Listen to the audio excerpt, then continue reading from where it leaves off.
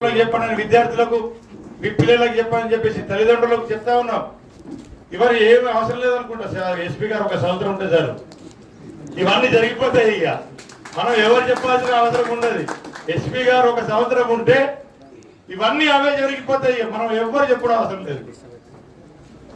కాబట్టి నిజంగా వారు చేస్తున్నటువంటి కార్యక్రమాలు ఇంకోటి నాది కూడా ఏంటంటే ఇక ఈ లైసెన్స్ల విషయంలో చిన్న చిన్న చిన్న చిన్న పొరపాట్లు చాలా ఉన్నాయి.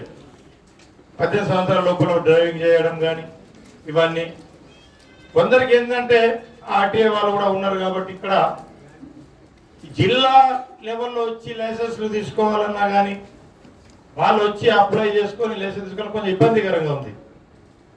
మనం ఏదైతే మీ ఆర్టీఏ ఏజెంట్లు ఎవరైతే ఉంటారో ఒక మండల లెవెల్లో ఏర్పాటు చేస్తే కూడా కొంచెం బాగుంటుంది. వాళ్ళకి సౌలతులు అవుతుంది.